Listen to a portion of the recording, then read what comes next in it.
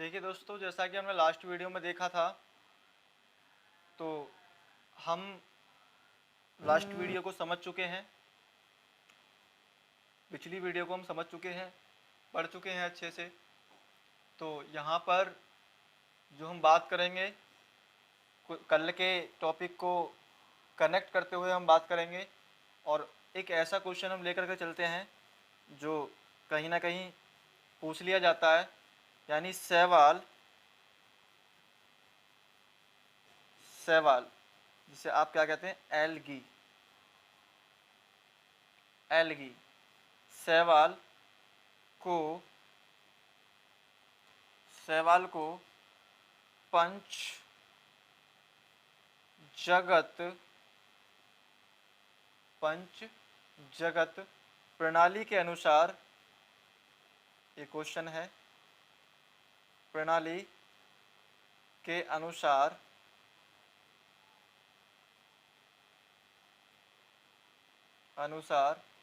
रखा गया है।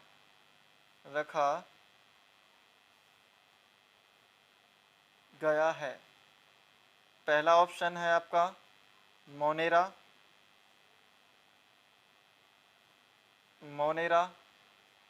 दूसरा है आपका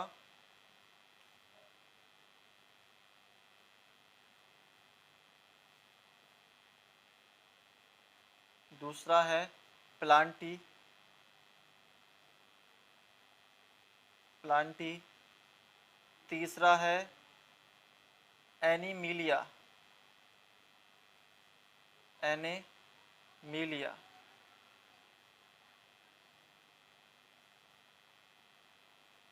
और फोर्थ ऑप्शन है आपका फंजाई समूह।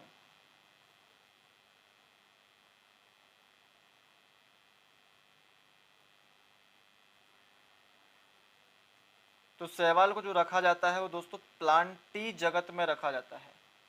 किस में रखा जाता है? प्लांटी जगत प्रणाली का जीव है शैवाल। ठीक है, क्योंकि प्लांटी के अंडरगोश प्रकाश संश्लेषण होता है। प्रकाश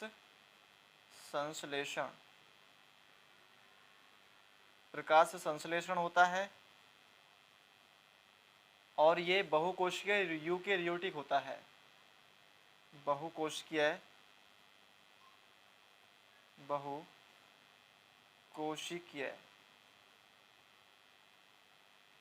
यूकेरियोटिक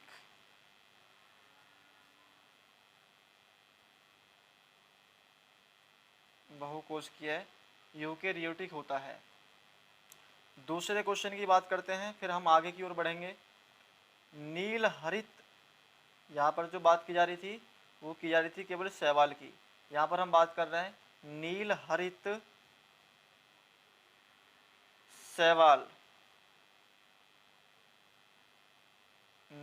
शैवाल यानी ब्लू ग्रीन एल्गी।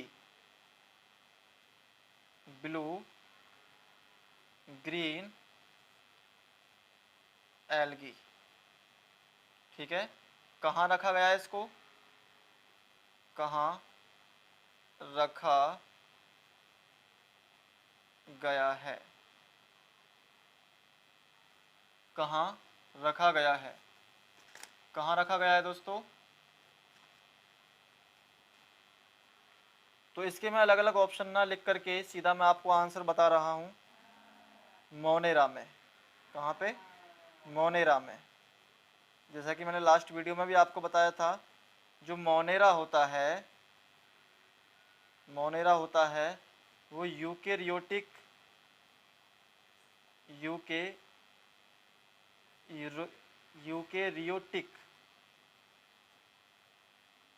व प्रोकैरियोटिक होता है, यानी दोनों का कॉम्बिनेशन होता है। गलत लिख गया।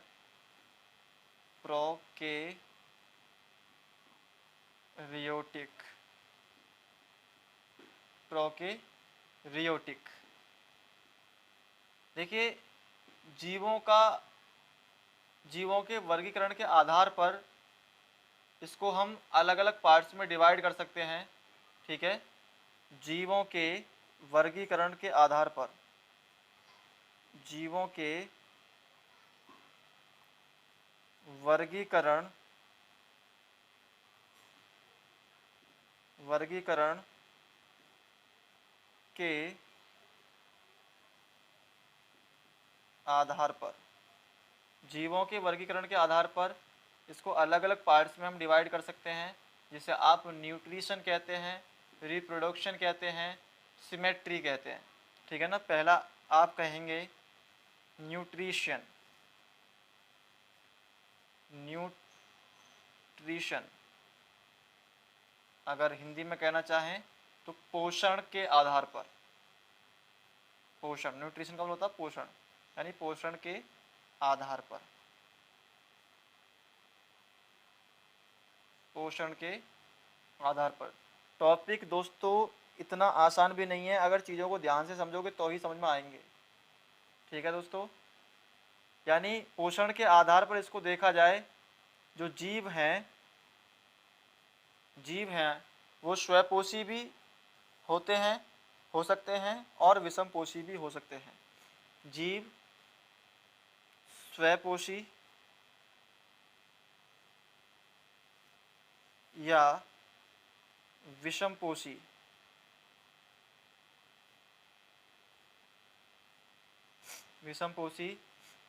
हो सकते हैं।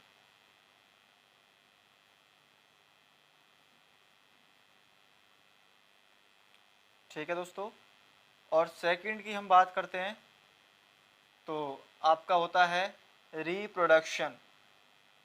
कुछ चीज़ें ऐसी भी हैं इसमें दोस्तों जो आप बायोलॉजी में पढ़ते हैं। ठीक है, रिप्रोडक्शन, रिप्रोडक्शन यानी प्रजनन, प्रजनन के आधार पर। ठीक है, तीसरा है आपका सिमेट्री,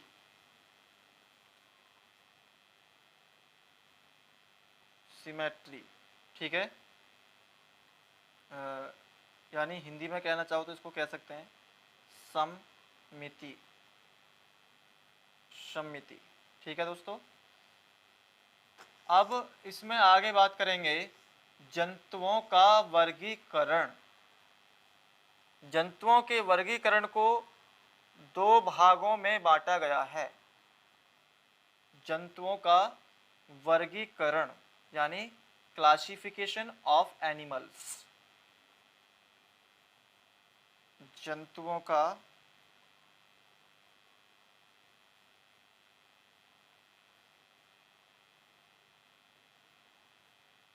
वर्गीकरण, क्लासिफिकेशन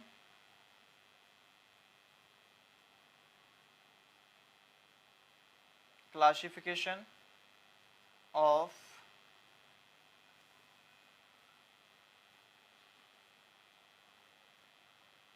सॉरी दोस्तों, आपको दिखाई नहीं दिया, देख लें। यहाँ पर जीवों के वर्गीकरण के आधार पर इसको तीन पार्ट्स में डिवाइड हमने करके देखा।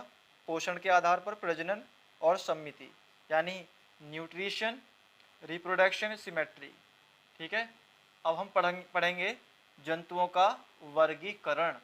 जंतुओं का वर्गीकरण यानी क्लासिफिकेशन ऑफ एनिमल्स, एनिमल्स। ठीक है, इसको दो पार्ट्स में डिवाइड किया गया है। कितने पार्ट्स में? दो पार्ट्स में। ठीक है, नंबर एक, पहले इसको देखते हैं कि जंतुओं का जो वर्गीकरण है, जंतुओं का जो वर्गीकरण है इसके बारे में किस किस ने बताया, इसके बारे में किस किस ने बताया। इसमें दो वैज्ञानिक दोस्तों हैं। वैज्ञानिक की हम बात करें, साइंटिस्ट की, तो आपका पहला है स्टोरर और दूसरा है आपका यूसिंजर, यूसिंजर, यूसिंजर। ठीक है ना। जंतुओं का वर्गीकरण स्टोरर और यूसिंजर ने किया। ठीक है ना, ने किया, ऐसे लिख दो, ने किया, यूसिंजर ने किया। अब देखिए इसको दो पार्ट्स में डिवाइड किया गया है। नंबर 1 प्रोटोजोआ संघ और नंबर 2 मेटाजोआ। पहला है आपका प्रोटोजोआ।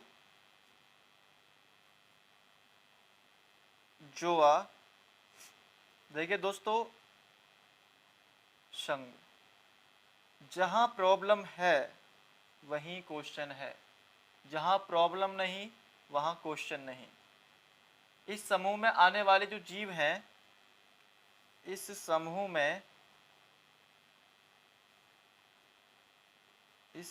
में आने वाले जीव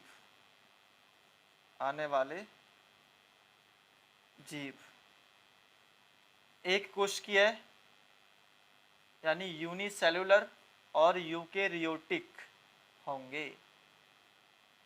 क्या होंगे दोस्तों? एक कोशिकीय और यूकेरियोटिक। लिख देते हैं, एक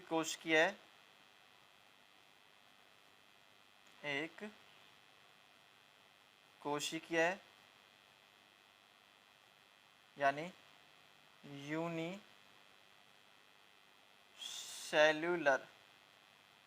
यूनिसेल्युलर और दूसरा आपका होगा यूकेरियोटिक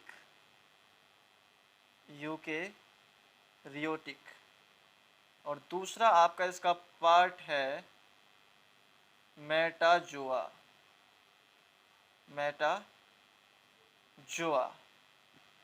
अब देखिए जो मेटाजोआ है इसको भी दो पार्ट में डिवाइड किया गया है। इस समूह में आने वाले जीव की अगर हम बात करें, नंबर 1 इसको इस तरीके से लिख सकते हैं, इस समूह में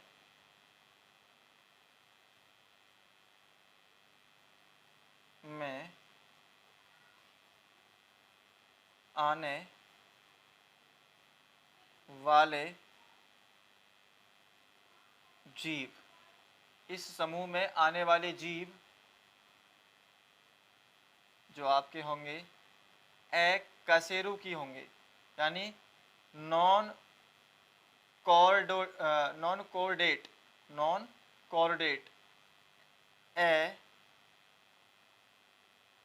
अकशेरुकी, यानी आप इसको कहना चाहें तो कह सकते हैं इंग्लिश में नॉन कॉर्डेट, ठीक है। और अपृष्ठवंशी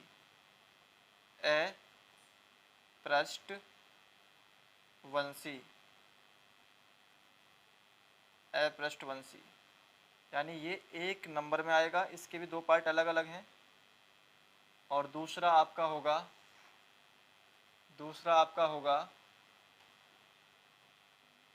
जो आपका होगा वो होगा कशेरुकी, यानी पहले में क्या है अकशेरुकी। और ये कैसे थे? ये एक कोशिकीय थे। कैसे थे? एक कोशिकीय थे। और यहाँ पर ये कैसे होंगे? बहुकोशिकीय, यानी यूकेरियोटिक होंगे और बहुकोशिकीय होंगे। कशेरुकी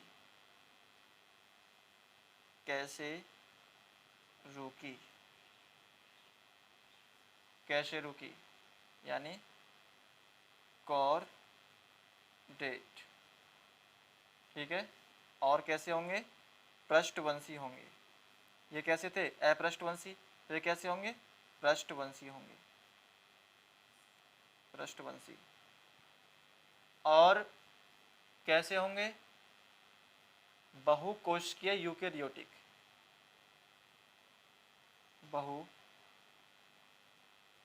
बहुकोशिकीय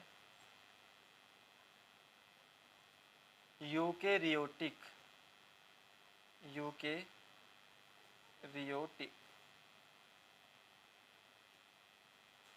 बहुकोशिकीय यूकेरियोटिक। आशा करता हूँ यहाँ तक की बातें समझ में आई होंगी। यहाँ तक की बातें समझ में आई होंगी दोस्तों। दोस्तों बहुत मेहनत के साथ ये कंटेंट निकाला है, इसलिए चीज़ों को अच्छे से पढ़ें और एक एक पॉइंट को नोट करें। इसमें अगर हम बात करें ए कैसेरू की क्या होता है, ए, वैसे हम इसको और डिटेल में पढ़ेंगे, थोड़ा सा देख लेते हैं। ए कैसेरू की, ए कैसेरू की कह लो, या ए पृष्ठवंशी, ए पृष्ठवंशी, जैसे वहाँ पर आप कशेरू को कहेंगे, कशेरू की कहेंगे या पृष्ठवंशी कहेंगे। यानी ये क्या होता है, नॉन कॉर्डेट्स, नॉन कॉर्डेट्स, ठीक है।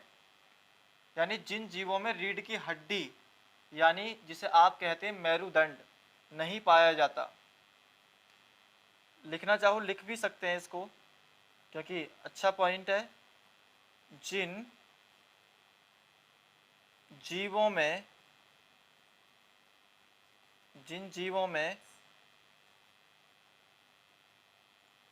रीढ़ की हड्डी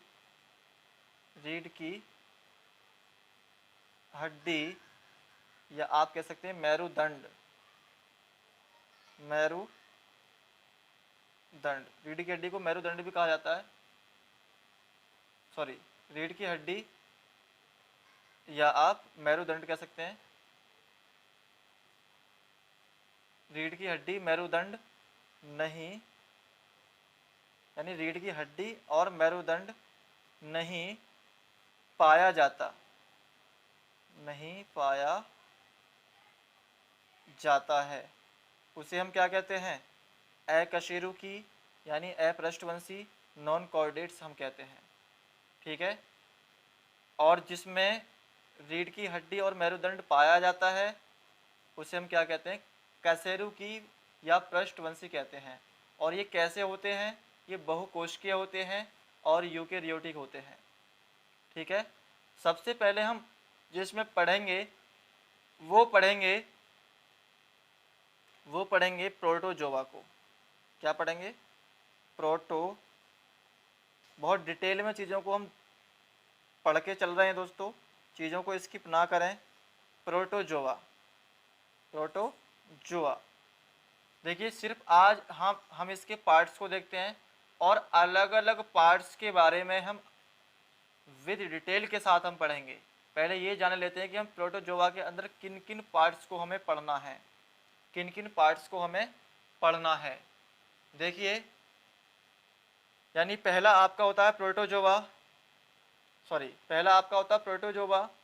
दूसरा आपका होता है जो हमें इसमें पढ़ना है दोस्तों, क्योंकि जहाँ से आपके क्वेश्चंस पूछे जाते हैं और हमें चीज़ें समझ में नहीं आती हैं और हम एक अंदाजे के साथ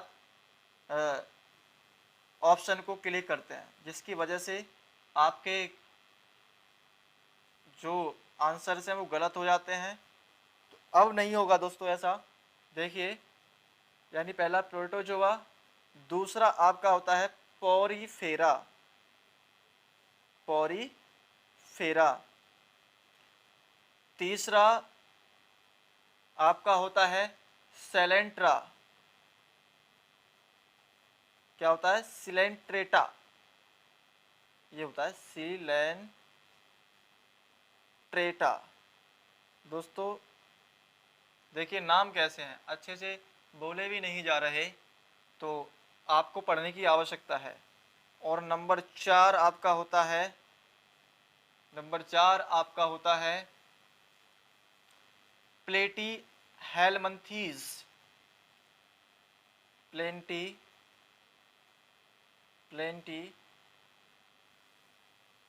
हेलमंथीज।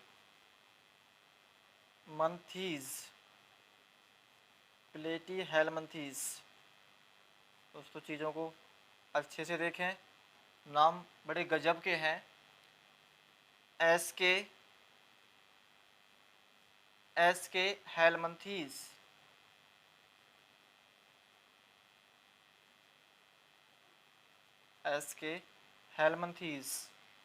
और 6 है आपका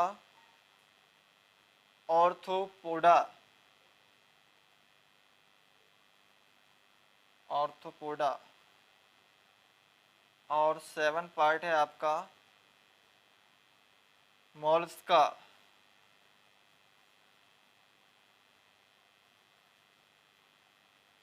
और 8 पार्ट है आपका, 8 पार्ट है, 8वां है इकाइनोडर्मेटा। इकाइनोडर्मेटा।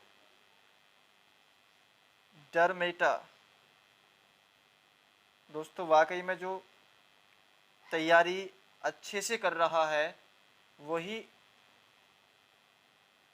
अच्छे से पढ़ेगा, वरना टाइम पास जिसको करना है वो वीडियो को नहीं देखेगा और ना ही वो पढ़ने वाला है, क्योंकि वो टाइम पास है। एनीलिडा। एनीलिडा। तो इन पॉइंट्स के बारे में अलग अलग तरीके से हम पढ़ेंगे। सबसे पहले हम पढ़ेंगे प्रोटोजोआ को, उसके बाद पॉरीफेरा को, उसके बाद सेलेंट्रा को, उसके बाद प्लेंटी हेलमंथीज को, उसके बाद एस के हेलमंथीज को, उसके बाद ऑर्थोपोडा को, उसके बाद मोलस्का, उसके बाद इकाइनोडर्मेटा, उसके बाद एनीलिडा। ठीक है ना। अलग अलग अलग अलग जीवों के बारे में पढ़ेंगे हम। ठीक है। यानी प्रोटोजोआ की क्या प्रॉपर्टीज होती हैं, कैसा होता है प्रोटोजोआ। ठीक है। और पॉरीफेरा, ये सभी क्या हैं, जीव हैं। ठीक है। Porifera, Coelenterata, Platyhelminthes, Aschelminthes, Arthropoda, Mollusca, Echinodermata, Annelida. ठीक है ना। तो देखिए दोस्तों, इनको बार बार बोलने का प्रयास करें। ठीक है। तो ही आपको याद होने वाले हैं, अदरवाइज याद होने वाले नहीं हैं। जैसे यहाँ पर हम बात कर रहे थे एकशेरु की। एकशेरु की या अपृष्ठवंशी क्या होंगे, जिन जीवों में रीढ़ की हड्डी या मेरुदंड नहीं पाया जाता। ठीक है। वे एकशेरुकी या अपृष्ठवंशी कहलाते हैं, यानी नॉन कॉर्डेट्स कहलाते हैं। और कॉर्डेट्स, पृष्ठवंशी, कशेरुकी कौन से कहलाएंगे, जिसमें रीढ़ की हड्डी यानी मेरुदंड पाया जाता है। ठीक है। तो कल हम पढ़ेंगे दोस्तों, आगे की हमारी क्लास होगी प्रोटोजोआ। कल हम पढ़ेंगे प्रोटोजोआ के बारे में, और हो सकता है हम 2-3 पॉइंट्स को क्लियर कर लें, प्रोटोजोआ, पॉरीफेरा, सेलेंट्रा। ठीक है दोस्तों, आज के लिए इतना ही। थैंक यू दोस्तों। वीडियो को लाइक करें, शेयर करें, सब्सक्राइब करें, और बेल ऑल नोटिफिकेशन के बेल आइकन को ज़रूर दबाएं, ताकि हर एक न्यू वीडियो का नोटिफिकेशन आपको आसानी से मिल पाए दोस्तों। ठीक है दोस्तों, आज के लिए इतना ही। Thank you. Have a nice day.